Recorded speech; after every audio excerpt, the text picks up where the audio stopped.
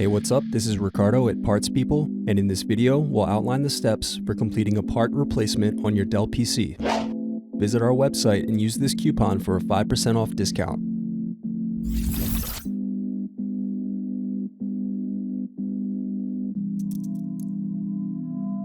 Unscrew and remove bottom base.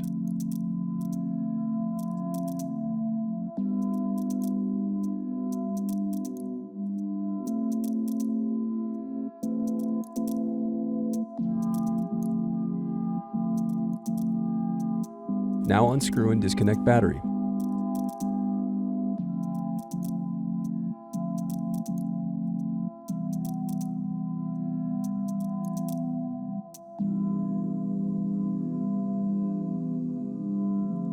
Then unscrew and disconnect wireless card.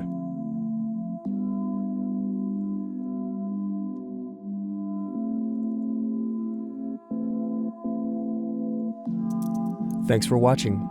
Don't forget to like and subscribe if you enjoyed this video. And if you need more, check out this playlist to watch other tutorials for your laptop. You can also click here to find parts for your laptop at partspeople.com.